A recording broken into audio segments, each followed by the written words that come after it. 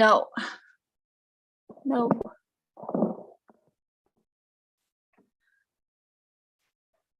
I can't hear you yet. Can you hear me? Jill, can you hear us now? Yes, I can hear you now. Thank you. Can you hear me okay? Can you hear us? Jill? Yes. Yes. Can you hear me? Okay. To everyone else watching, we are waiting on a quorum to officially call the meeting to order. I am pretty sure I'm not muted.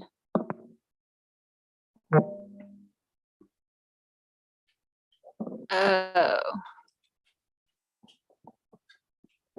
Okay.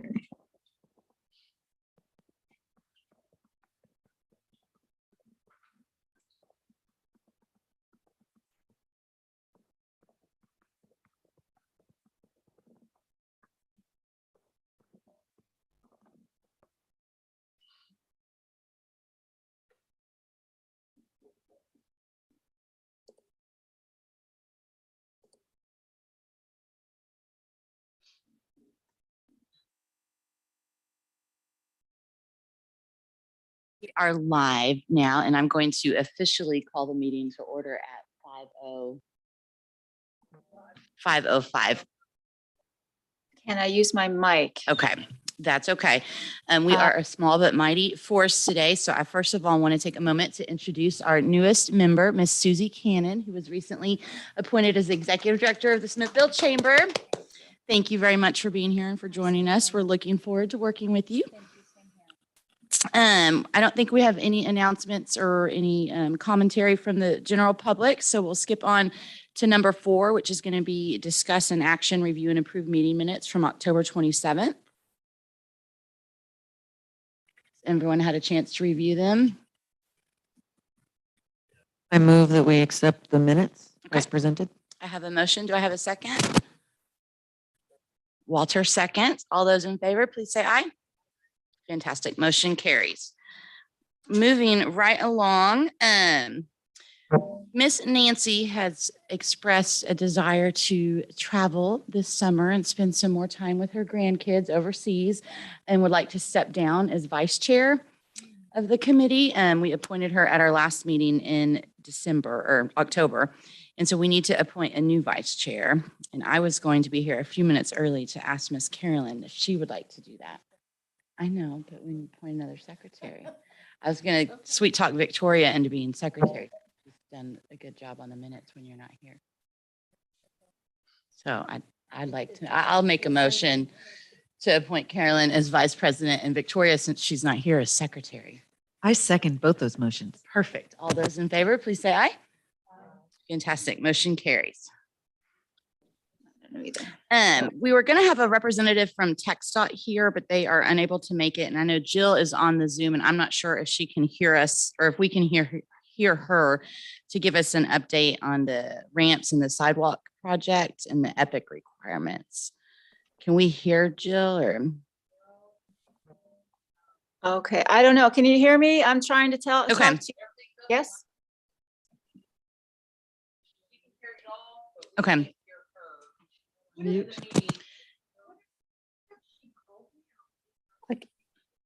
I think that's an excellent idea.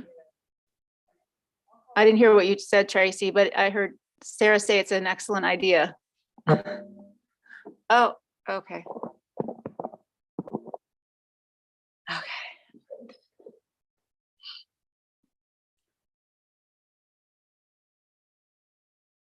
Okay.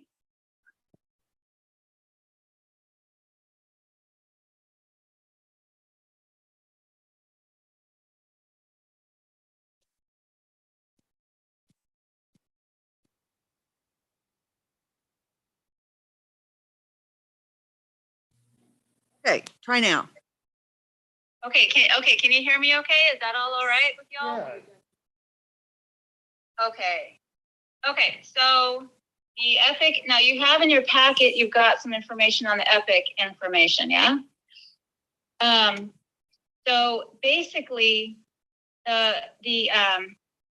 what you're looking at is what TxDOT does is they've got these standards that they have to abide by different kinds of requirements and commitments that they have to do. And so they basically essentially deputize groups in the community to make sure that whenever their construction gets close to a historic property, that there's somebody in the community that's keeping eyes on the contractor to make sure that they're doing what they're supposed to do to make sure that the historic property is not ill affected. And so basically what you see there is essentially the EPIC's procedures. So the contractors provide all of their plan to make sure that the TxDOT signs off on it. And if we need to, you all can decide that you want to enter into an agreement with TxDOT at that point to take a look at the plan. The contractor is going to be I or whoever is appointed as the staff person would be the connection. So in other words, not all of you are going to be talking to the contractor specifically. You'll come to me with any issues if you see them, and then I will forward those concerns to TxDOT and to the contractor as part of the agreement. But what you would be doing is you'd be taking a look, you'll be eyes on the ground, you'll be taking a look to see what it is that's going on. If it looks like something's going on that's not proper. And in fact, that happened a few years ago. Carol Snyder and David Harrington saw that, they saw something going on that they were suspicious of. And so they contacted me. I contacted TxDOT and the contractor. They just needed to make sure it was okay. So that's kind of basically what the EPIC's procedure goes by. Now, the reason it's important to talk about it right now is that we recently received a grant from TxDOT to do ramp work along main streets as part of a bigger sidewalk effort, but that's really the jurisdiction that y'all have is the historic Main Street area. We're not redoing sidewalks, but we are improving basically all the ramp areas on all of the corners. And that'll go from First Street all the way out to 6th to the library. And so in the historic area, it's just a matter of, there shouldn't be any issues. I don't think any of them are going to tear up any sidewalks that are close to a historic structure, but just in case something happens, if there's a truck backs into something, or, like if there's something going on that you think doesn't look right to you, if you can contact me, and then I'll move forward to bring that to TxDOT's attention, and we'll do what we need to from there. So that's basically what that program is all about. And so this was entered into, I think the first year that this was in part of the Historic Preservation Design Standards was in 2016 with one of the about 2016 with one of the TxDOT projects. And so y'all have been part of this program since then, but especially since there's new folks and we haven't needed to do this for several years, I just wanted to bring it to all your all's attention because there will be work starting in the next few months that you might want to just check out.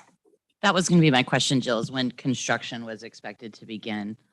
And if you could kind of notify us as a group about that. Yeah. And so right now where we're at is it's at about a 30% design plan. Okay. So the engineers have it right now. They're expecting that by fall, the construction will be starting. Okay. So we have some time. I definitely, Jill, would like to get TxDOT confirmed and on the calendar for one of our upcoming meetings to talk to us a little bit about what it looks like from their perspective. Okay. As well as I'm going to reach out to the folks at the Texas Historical Commission. I mean, I know a little bit about historic preservation and buildings, but I don't really know a lot about how the sidewalks interact with them.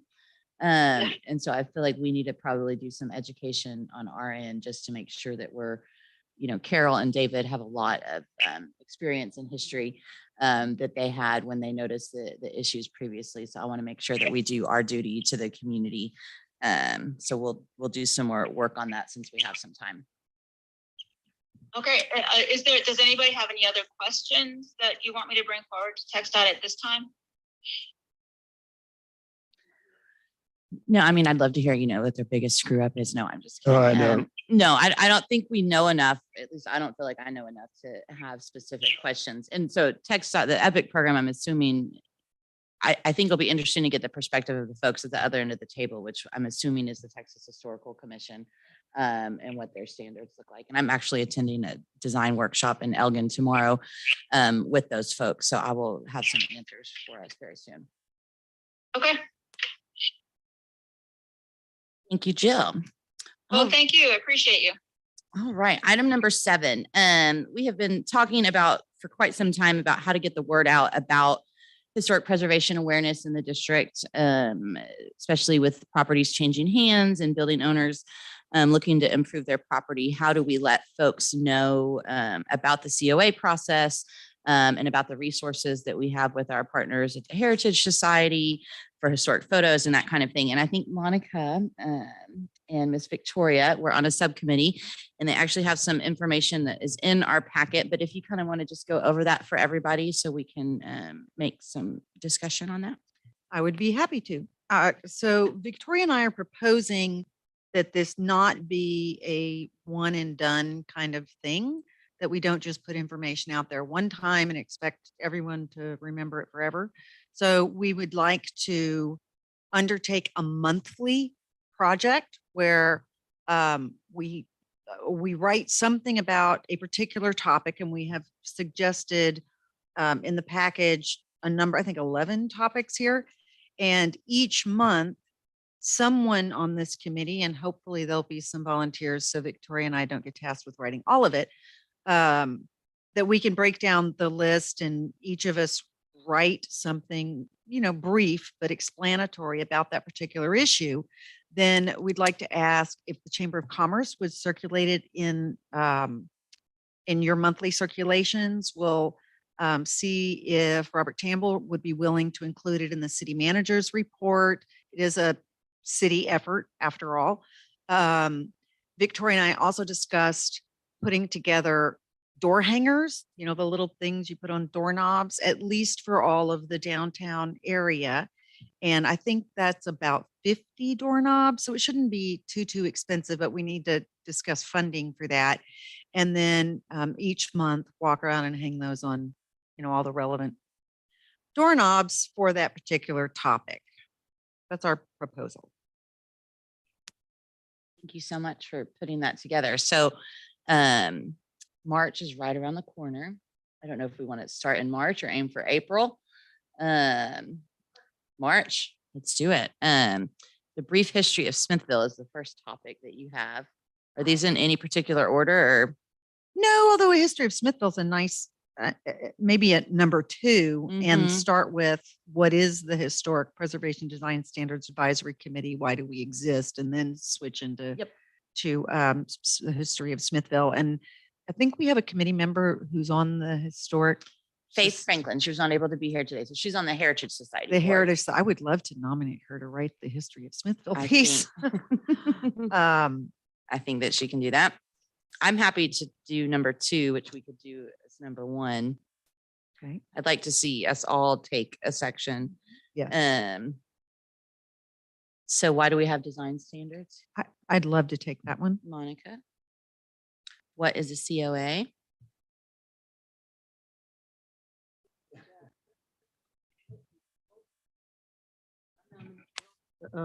Certificate of appropriateness, or you've done one, Walter. Let's let Jill do the approval process. Okay. And Walter, you've been through the COA process, right? Yeah. So I have. I'd be, I'd be glad to do that. Okay, perfect. Miss Susie, you want to do a little, include the map and just, we're talking like a paragraph. Yeah. Sure. But that, Downtown commercial district map. Yep. Okay. If looking at this, if the map needs to be an entirely separate topic, or if we if it could goes include in. it, we might even include it in all of these. I can put together a template Perfect. in Canva for all of us to use for the Okay. door hanger, and I'll include a map on it. Okay. I love it.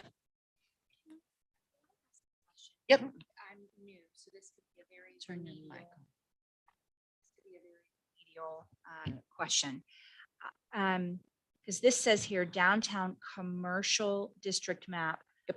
Is the focus of this committee, and Jill did send me some stuff, and I did skim over it, but I'm a little blurring on, is our emphasis only on the commercial property in the historic district, or what about the residential properties in historic district? So our purview is only the downtown district, the commercial district, and it for right now. And we have discussed, and at some point, I believe there may be political capacity to include residential, but there are 2 residential historic districts, I think National Register districts, but they are not governed by any type of regulatory arm on the city.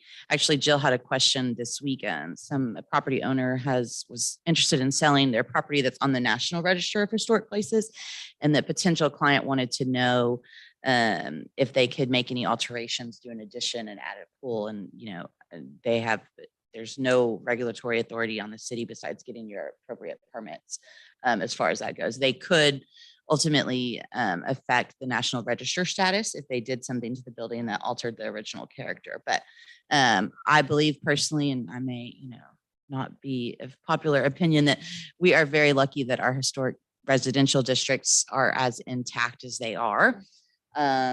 And that, I think that shows to the pride of the community and folks taking care of their properties, but there are no actual guidelines to regulatory changes. Chairman Sarah, Mm-hmm. what would actually be the process for trying to expand the scope of the Historic Preservation Committee to include and protect the historic character of our residential areas? So obviously political capacity, this is Texas, and so private property law is a big deal. And so are homeowners going to, be complacent or want the city to, dictate what can or cannot happen?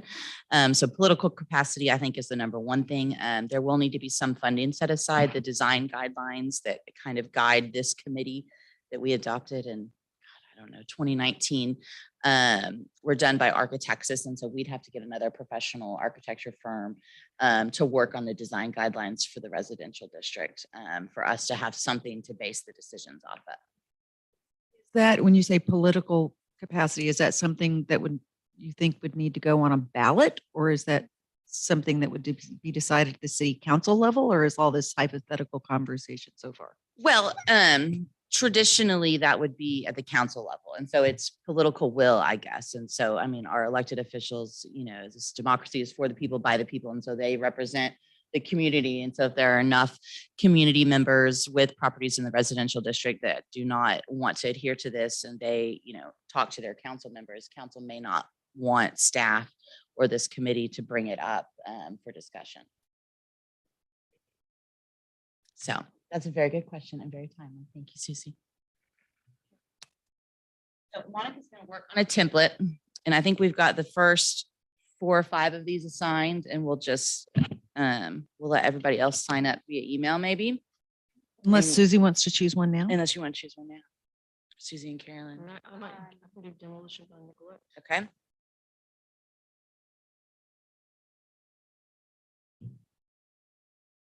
You don't have to. We can do it by email. Yeah, that. It's her that- first day, y'all. Give her a break. I'm interested in this retaining and historic elements, but Okay. I'm gonna have to research that. You'll have 5 months before it's due.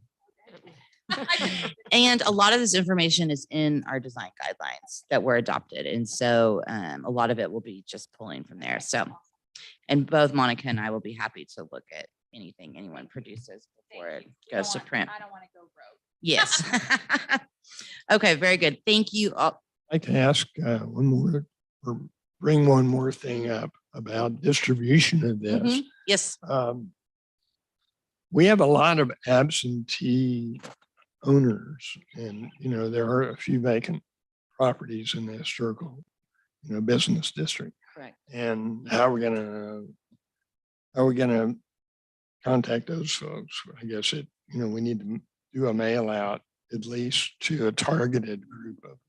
Yeah, there's not, thankfully, our district is a manageable size. And so I think, and I'm not 100% sure, but I think the city should have the capability to do like 200-foot property owner notifications. I'm sure P&Z does that all the time. I do not know for a fact, but we should be able to pull the mailing addresses for all of the property owners in the commercial district. And so we will talk to Jill and Robert offline about funding to, postage and to get some of that stuff mailed out to them. Yeah. But you're right. Yeah, absolutely. There are some folks that will not see a door hanger. And so I think reaching them and sometimes direct mail is the best way to do that. So I love supporting the United States Postal Service. So I'd be happy to buy some stamps if we need to. Okay, I don't think we actually need any formal action on that. But we're going to get to work on it. So thank you guys for getting us started. And all of our committee members that were reviewing the marker application and program update are not here today. Faith did tell me that she does not think the marker application actually needs any updating, but what we need to do is make folks aware of the historic marker program. And so I'm going to suggest that we add that to one of the topics that we're going to communicate about. Historic question, the historic marker program would extend past commercial into Correct. residential, correct? Yes, it is. Yes. Okay. Yep. And it doesn't actually have to be in a National Register Historic District. It could be any historic property inside the city limits. And I am not 100% sure, but I'm almost positive the Smithville Heritage Society House does not have a local historic marker.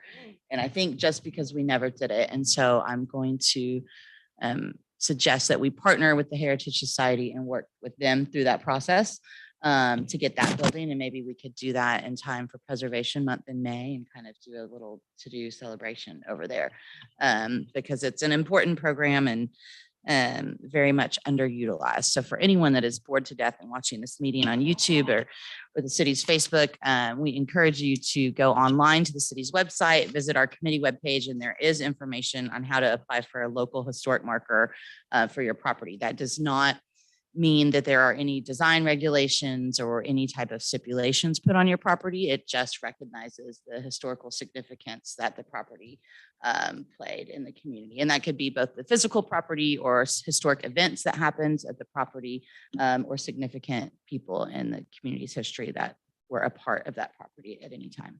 So, and I just went into number 9, which was to discuss National Preservation Month in May. And I really think what we need to do is to get the Historic Society historic plaque taken care of and hopefully maybe get that installed and celebrated in May. And we could do a small recognition type of maybe ribbon cutting or something for them over there. Does anybody else have any other ideas? Okay. We've done a proclamation at City Council the last few years, which I think is easy enough to do, but would like to do something a little bit more significant this year. About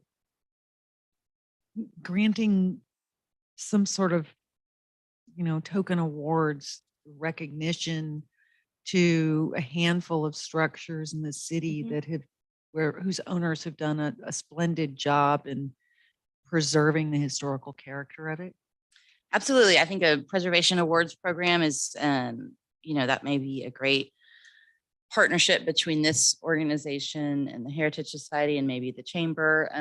That's definitely something to look at. And I think there are sample programs we can look at. I just made a recommendation for a community to do that this morning in one of their plans. So they exist all over the place. Maybe we could do the first couple of awards at the Heritage House in May. Absolutely. As part of that same. Yep. I think if the award, I think that's something we would probably want to present to City Council and let them know that we are doing, since we'd actually be presenting an award from this committee. But we can talk to Jill and Robert about that. Yep. All right. Without further ado, does anyone have any future agenda items or so we should have met last month, which would have been January. And so I think our next regularly scheduled meeting is in April. And we're always the third Wednesday. It's supposed to be every quarter unless needed. And so if we get a COA from the general public, we will schedule a monthly meeting. But we're supposed to meet quarterly. I think we will need another meeting in April, definitely, so that we can approve the marker application for the Heritage Society House or whatever we need to do for Preservation Month. So I have a suggestion or just something to discuss here. One of the topics that we're proposing to write about and make folks aware about through the awareness project we just discussed is demolition by neglect. And I do not believe we have a demolition by neglect ordinance. Correct, we do not. So I think it could be useful for us as a committee to discuss the advantages and disadvantages of a demolition by neglect ordinance, as well as alternatives to that kind of ordinance that might accomplish the same thing, but with some sort of reward system rather than a punishment system. So just know what the alternatives are. We do have some lovely, lovely buildings that are being neglected, and it would be tragic to lose them. Yep. And we have no way to force some preservation or award people for preserving them. So I don't know if that means someone from the outside coming in, an outside expert coming in to present something to us, or we as a committee doing research and someone doing a presentation. So Any I ideas are can, welcome. yes, I think it's a great idea. I think that you can't talk about demolition by neglect without also talking about a vacant building registry. Not that you have to have both of them, but I think sometimes they can interact well together. And so I think I personally would like to talk to Robert first. I don't know that we need to bring, I think that we have the knowledge on the dais to talk about that. And I'm happy to, prepare some materials if anyone wants to help me for an April meeting to talk about that. But I do want to talk to Robert first. I actually spoke with him this morning about planning and zoning, doing some work with updating some of the ordinances. So Oh, great. I didn't talk about this in particular, but Okay. this would tie into what Yep. our Yeah, discussion because as this well. committee, I mean, that's completely in our purview, is to discuss these kinds of things and then make recommendations that move forward either through P and Z onto council or directly to council. So I definitely think that's something that we've talked about before at this meeting, but we probably need to get serious about, because every time I drive down and see those broken empty windows on that building, it breaks my heart. So yeah, Okay. I have another thought. please, Sorry. don't apologize. So I know as a committee, we are really only, it's only within our power to really discuss the commercial historic area and look at COAs for that. But I personally would love to see some sections of the south side designated as historic areas as well, just like we have that on north of the tracks. There are not only some very interesting and significant historical structures there, but certainly many historic events that have happened over the year. And the South Side has received very, very little recognition of that. So I'm curious how we would go about adding a historic area on the South Side. So there's several different ways. I think one is the path of least resistance is going to be recognizing some of those events and homes through the historic marker program. First and foremost, that's going to be quicker. And then I think simultaneously, it goes back to the discussion about the residential districts being, under our purview as far as regulatory changes through the COA process. And so I think the South Side has a distinctively different character of housing than, our historic residential districts on the other side of town do. And so the same goes with those design guidelines. It's difficult for us as a committee to, approve a certificate of appropriateness when we don't have a document and a set of design guidelines. And so there would have to be some funding set aside by the council for design guidelines for a proposed historic district. I think they could probably, designate a historic district without design guidelines and not include a review process very easily as well. On the north of the track. So we have a whole area of town that's designated the historic district, and it excludes, by calling this section only the historic district, it sort of implies that there's nothing historic about the South Side. Right. And so that is actually a National Register historic district. I'm not even sure if it is designated as a historic district at the local level. I think our only local historic district is the commercial business district. And surely Robert or Jill will be saying something on the Zoom if I'm incorrect. Andy, right? You're looking. Okay. And so, yeah. And so that's a National Register District. And so National Registrar District nominations can be undertaken for other districts, but there are certain criteria.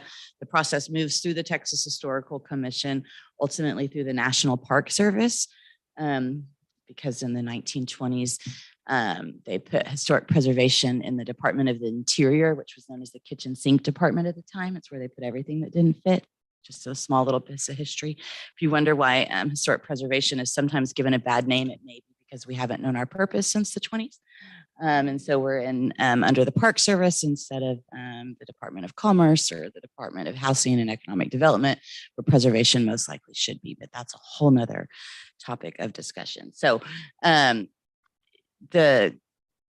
historic register district nomination can cost anywhere, from $7,500 to $75,000, just depending on the size of the district. You can also do it without professional expertise. I have never done one, nor am I qualified to do one. I think David, I'm not sure. I'm pretty sure him and Carol may have had something to do with the residential district. I don't know. But so we can, Harrington. Yeah.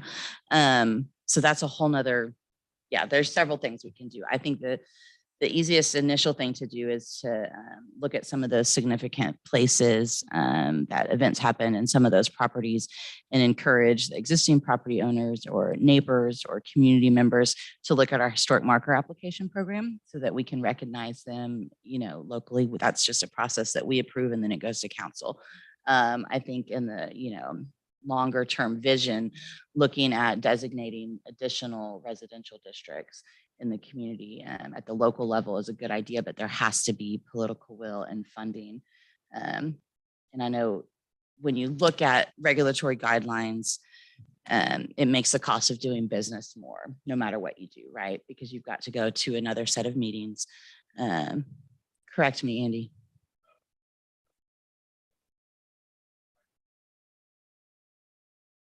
Perfect.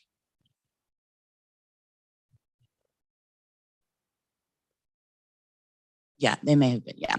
Yeah. I don't know that we have anyone locally that is, we're working on a historic district or just a building nomination in Waco right now. And we hired someone consultant to do it. It's just out of everybody's wheelhouse. Not to extend this meeting super long, but I have one more question. I don't know if the people in the YouTube audience, if there even is anyone besides Jill in the YouTube audience, if you can see all the empty seats here. So it is extremely rare that we ever have anyone, at least in my experience, and I haven't been here all that long, anyone ever show up unless they are coming to us to ask for a certificate of appropriateness. And I'm wondering what we as a committee could do to, liven things up and perhaps get some more interest, or not get some more interest, make things more interesting for our population at large, perhaps through, in coordination with the door hanger, historical preservation awareness stuff we're doing. Perhaps we could have the people responsible for each of those different tags come and do brief presentations on those topics at our quarterly meetings. And maybe, hopefully, there'll be some people out there interested enough to show up and learn more. Particularly the history of Smithville. I think that's something not many people may know. Absolutely. And I don't know if this meeting is the right, the city of Denison does a history in the hall. They have a mayor pro tem who's a fabulous historian, and they do it, I think, quarterly at City Hall. And the local historian comes and tells stories, and it's very well attended. It is not unusual for Historic Landmark Commission meetings to be empty rooms and city councils across the state of Texas. But, I'm all open to ideas and suggestions to make it more interesting for folks. Else have anything that they would like to see us discuss? I've got for our April meeting, I will do a presentation after consulting with Robert about demolition by neglect. We will make any action on Preservation Month, hopefully a historic marker application. And then Jill is going to present and talk to us about historic districts in general. And then if we have any building owners that are getting ready to do any work on the exterior of their properties downtown, be sure to talk to Jill and get your COA in, and we'll add you to the agenda. Okay.